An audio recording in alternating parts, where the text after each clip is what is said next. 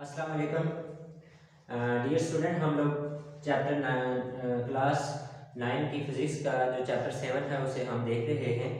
आज हमारा जो आज का जो लेक्चर है वो चैप्टर 7 है फ़िज़िक्स का, और उसका नेम है प्रॉपर्टीज ऑफ मैटर। आप देखेंगे जो इस पूरे चैप्टर में हमारे पास नेम आ रहा है कि प्रॉपर्टीज ऑफ मैटर। अब सबसे पहले हम यहाँ से ये चीज़ देखते हैं कि जो मैटर है ये आपके पास क्या है। तो हम लोग प्राइमरी क्लासेस में भी ये चीज़ पढ़ के आए हैं कि जो मैटर है वो आपके पास anything which occupy a space and which have a volume, कि ऐसी कोई चीज़ जो आपके पास जिसका वॉल्यूम भी हो और वो क्या करे, स्पेस भी घेरती हो, जगह भी घेरती हो। ऐसा कोई मटेरियल जो जिसका कोई वॉल्यूम भी हो और जब उसको हम ग्राउंड पे रखते हैं या किसी भी जगह पे भी होता है तो जो वो कुछ ना कुछ जगह घेर रहा होता है, तो उसको हम लोग क्या बोलते हैं, मैटर बोलते हैं।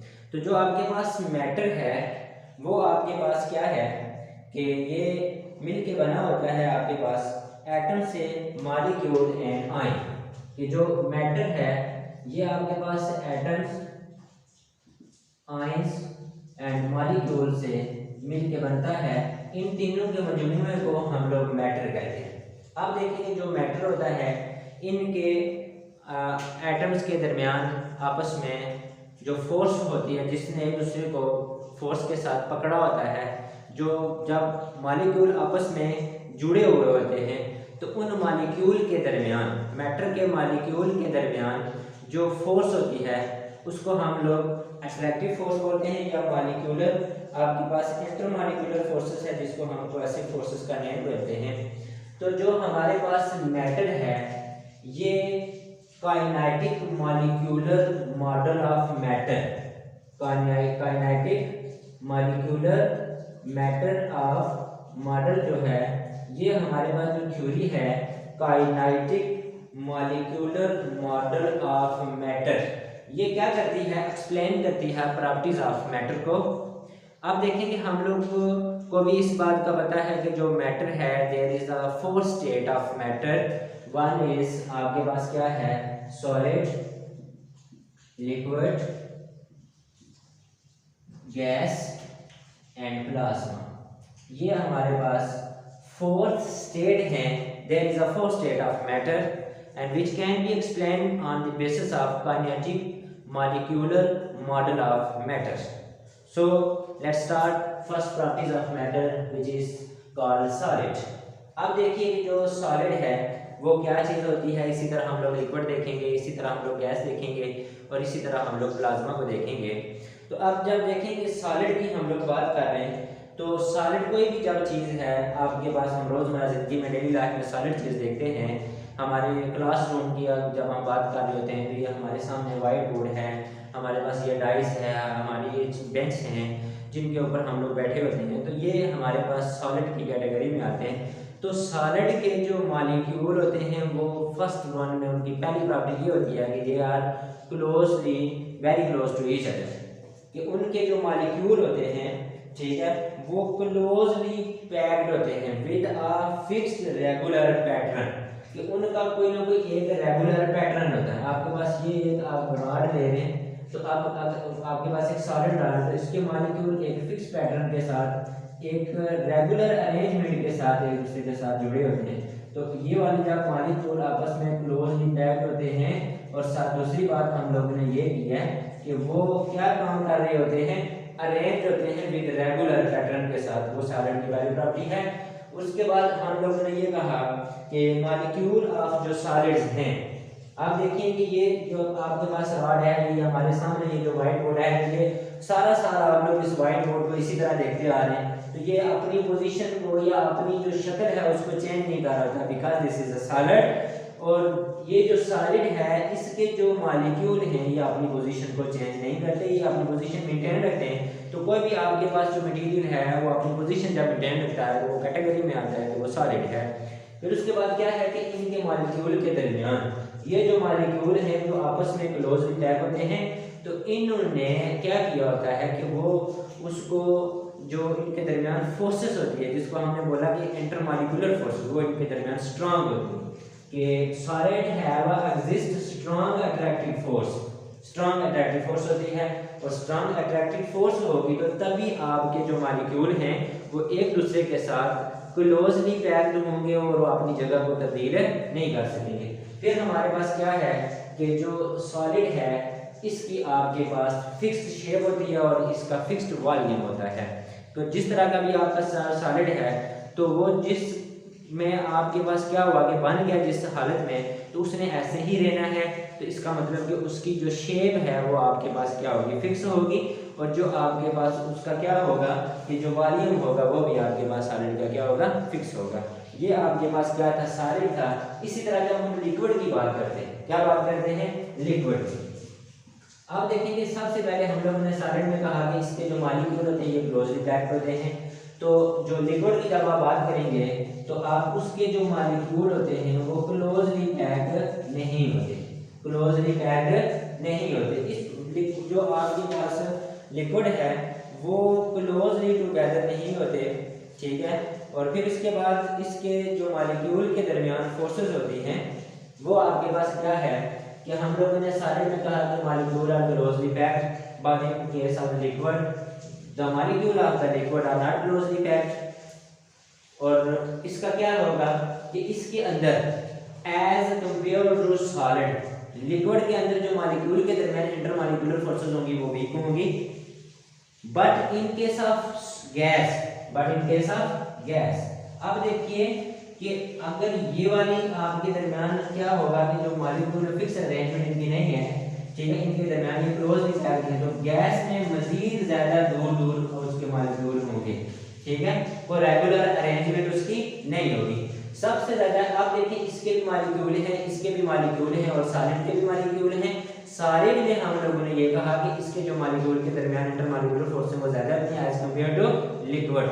बट लिक्विड में जो इंटरमॉलिक्यूलर फोर्सेस हैं वो वीकर होती हैं as compare to solid, but stronger as compare to gases. कि गैस में जो इंटरमॉलिक्यूलर फोर्सेस होती है वो कम होती है लिक्विड की, और इस तरह गैस के जो मॉलिक्यूल है इंटरमॉलिक्यूलर जो फोर्स है वो तीनों की निस्बत आपके पास क्या होती है, कम होती है।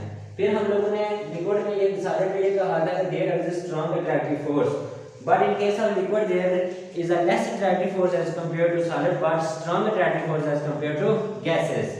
गैस में उसकी जो अट्रैक्टिव फोर्स होगी वो क्या होगी, कम होगी। फिर हम लोगों ने ये कहा कि जो लिक्विड है आपके पास, अब देखिए कि जो आपका लिक्विड है इसका फिक्स्ड वॉल्यूम तो होगा। अब देखिए कि आप 1 लीटर वाटर लेते हैं, ठीक है, और उसको आप किसी भी चीज में डाल सकते हैं, किसी भी चीज में आप क्या कर सकते हैं, वाटर को डाल सकते हैं। एक इस तरह के आप जार अगर ले रहे हैं तो इसमें भी आप डाल सकेंगे, इस तरह का आपके पास जार हो उसमें भी डाल सकेंगे, ठीक है। इस तरह का कोई अगर शॉपर में आप प्लास्टिक के किसी बैग में डालना चाहते हैं तो उसमें भी आप लोग इसको डाल सकते हैं। तो इसका मतलब क्या हुआ कि वाटर का आपके पास वॉल्यूम तो फिक्स रहेगा, 1 लीटर इसमें भी डाल सकते हैं, इसमें भी डाल सकते हैं, इसमें भी डाल सकते हैं, बट इसकी जो शेप होगी, अब देखिए इस सेम में लिक्विड की शेप चेंज होगी, इसमें चेंज होगी, इसमें आपके पास क्या होगी, चेंज होगी। और जब आप लोग गैस की बात करेंगे, किसकी बात करेंगे, गैस की बात करेंगे, तो हम लोगों ने कहा कि जो हम गैस के मॉलिक्यूल हैं वो कांस्टेंटली रैंडम मोशन में होते हैं। ये जो मॉलिक्यूल हैं ये कांस्टेंटली रैंडम मोशन रखेंगे, एक दूसरे के साथ उनकी कोलिजन होगी, एक दूसरे के साथ वो टकराएंगे, टकराने के बाद इनकी वेलोसिटी बढ़ेगी, ठीक है, सारी चीजें। फिर उसके बाद इसकी जो अट्रैक्टिव फोर्स है वो आपके पास क्या होती है, बहुत कम होती है, ठीक है। और फिर उसके बाद क्या है कि जो आपके पास टाइम ऑफ कोलिजन होता है, ठीक है, टाइम ऑफ कोलिजन जो आपके पास गैस है is small compare to the time between collision, ठीक है। कि जब ये इनके मॉलिक्यूल का जो टाइम है जब ये आपस में कोलाइड कर रहे होते हैं तो इनकी कोलिजन का टाइम बहुत कम होता है, ठीक है। जल्दी से एक दूसरे के साथ टकरा के ऐसे दूसरी के नीचे चले जाएंगे, कभी दीवार की साइड में जाते हैं, कभी दीवार की साइड में जाते हैं, कभी इधर जा रहे होते हैं, ठीक है। तो इनकी कोलिजन जो होती है वो रैंडमली जब एक दूसरे के साथ टकरा रहे होते हैं तो इनकी कोलिजन का टाइम बहुत कम होता है। तो बेटा ये हमारे पास क्या था, प्रॉपर्टीज ऑफ मैटर, जिसमें हम लोगों ने कहा कि there are 4 kind of matter, solid, liquid, gas and fourth one is a plasma. आपके पास जो प्लाज्मा है इसकी आम डेफिनेशन है कि ionic state of matter, ionic state of matter is known as plasma. अब देखिए कि जो आपके पास प्लाज्मा है, जिस तरह हम लोगों ने कहा कि ये वाला जो मैटर है कंसिस्ट है आपके पास atoms, ions and molecule. So for this, इसी तरह आपके पास क्या है कि जो प्लाज्मा है वो आपके पास क्या है, इलेक्ट्रॉन एंड आयन पे आपके पास क्या है, कंसिस्ट है। तो अब देखिए कि जब हम किसी भी एलिमेंट को जब हम हीट अप कर रहे होते हैं तो उसके जो जब उसके दरमियान दो मॉलिक्यूल के दरमियान अट्रैक्टिव फोर्स कम होगी तो वो वाला जो आपके पास इलेक्ट्रॉन होगा वो अपने उस ऑर्बिट से निकल के किसी दूसरे ऑर्बिट में चला जाएगा, ठीक है। और आपके पास जो आयन है, ठीक है, जो पॉजिटिव आयन होंगे, तो आप देखिए कि जब हम गैस को हीट करते हैं तो उसके मॉलिक्यूल की जो काइनेटिक एनर्जी होती है वो बढ़ जाती है। तो जब मॉलिक्यूल की काइनेटिक एनर्जी बढ़ेगी तो इलेक्ट्रॉन जो होंगे वो फ्री हो जाएंगे और इलेक्ट्रॉन की जो मोशन होगी वो उस मॉलिक्यूल से आपके पास क्या होगी कि जो हम लोग उस गैस को जब गर्म कर रहे हैं तो इलेक्ट्रॉन होगा वो मॉलिक्यूलर अट्रैक्शन से फ्री हो जाएगा और फिर आपको क्या करेगा कि फ्री इलेक्ट्रॉन प्रोड्यूस होगा। फ्री जब इलेक्ट्रॉन प्रोड्यूस होगा तो जब वो अपनी जगह पे, ठीक है, फ्री इलेक्ट्रॉन प्रोड्यूस होगा तो साथ ही वो आपके पास क्या होगा, पॉजिटिव आयन प्रोड्यूस होगा। तो इस वाली स्टेट को जिसमें आपके पास electron and positive ion ionic state of matter है, इसको हम लोग क्या बोल रहे हैं, प्लाज्मा बोल रहे हैं। आप देख लेंगे कि जो प्लाज्मा था ये जहाँ उस जगह पे होता है जहाँ पे हाई टेम्परेचर हो, कॉस्मिक में हमारे पास आसमानी चीजें भी हैं, ठीक है, एक स्टेट ऑफ सन में है, ठीक है। बट आपके पास क्या है कि नो डेज में हमारे पास जो प्लाज्मा है वो रूम टेम्परेचर के ऊपर भी अचीव किया जा रहा है। उसके बाद बेटा एक शॉर्ट सा हमारे पास आर्टिकल है जिसको हम लोग बोलते हैं, एक हमारे पास है डेंसिटी, क्या लेना है, density, and second one is known as pressure. अब देखें डेंसिटी आपके पास क्या होती है, किसी भी चीज की कसाफत, कोई चीज कितनी भारी है, कोई चीज कितनी गाढ़ी है, this is known as a density. Mass per unit volume is the definition of density, mass per unit volume. और जो डेंसिटी है इसको हम लोग एक वर्ड है रो, ROW, रो, ऐसे टेढ़ा सा टी करके लिखते हैं, ये हमारे पास डेंसिटी होती है। इसको जो सिंबॉलिक रिप्रेजेंटेशन ऑफ डेंसिटी है rho, and mass per unit volume, mass per unit volume. अब देखिए कि जो मैस है इसकी यूनिट आपके पास केजी है, वॉल्यूम की आपके पास क्या है, मीटर। आपके पास जो वॉल्यूम है वो हमारे पास क्या होगा, मीटर। आपके पास जो होगा वो क्यूब होगा, कि आपके पास मीटर क्यूब, जब इसको ऊपर लेके जाएंगे तो हमारे पास इसकी यूनिट बन जाएगी केजी पर मीटर पर क्यूबिक मीटर।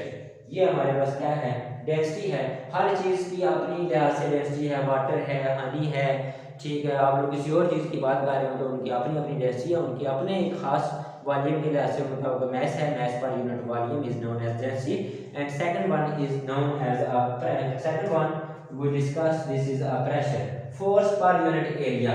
प्रेशर क्या है कि जब हम किसी चीज के ऊपर कोई चीज दबा रहे होते हैं, अब देखिए ये हमारा थंब है तो मैं इसको यहाँ पे ऐसे दबा रहा हूँ, इसके ऊपर मैं यहाँ पे फोर्स लगा रहा हूँ। तो अब देखिए कि इस मेरे थंब का जितना भी थंब का हमारे पास क्या होगा, एरिया होगा, और इस एरिया के नीचे जितना भी देखो एरिया आया, इसके ऊपर जो मैं फोर्स लगा रहा हूँ, तो बेसिकली आई जो मैं फिनोमेना है, जो मैं यहाँ पे फिनोमेना कर रहा हूँ, this is known as pressure. तो force per unit area, force per unit area is known as pressure. अब देखिए प्रेशर की यूनिट ये मैथमेटिकल फॉर्म है, फोर्स हमारे पास क्या दिया, न्यूटन, एरिया हमारे पास क्या होता है, मीटर। अब नीचे है तो मीटर स्केल का ऊपर जाएगा तो पॉजिटिव हो जाएगा, तो आपके पास क्या है, pressure is P is equal to F over A। जब आप इसकी न्यूमेरिकल सॉल्व करेंगे तो यहाँ से आप लोग बेटा एक बात ये भी याद रखिएगा कि जहाँ पे एरिया कम होगा, जहाँ पे एरिया कम होगा वहाँ पे प्रेशर ज्यादा होगा, और जहाँ पे एरिया ज्यादा होगा वहाँ पे प्रेशर कम होगा, because pressure and area are inversely each other. दोनों क्वांटिटी आपके पास क्या है, inversely related to each other हैं। तो इनवर्स में हमारे पास क्या होता है कि अगर एक चीज इंक्रीज कर रही है तो डेफिनेटली दूसरी चीज डिक्रीज करेगी, अगर एक चीज आपके पास डिक्रीज है तो देन सेकंड जो थिंग है वो आपके पास क्या होगी कि अगर एक डिक्रीज कर रही है दूसरी इंक्रीज कर रही है, अगर आपके पास जो एक इंक्रीज कर रही है तो दूसरी आपके पास क्या करेगी, डिक्रीज होगी।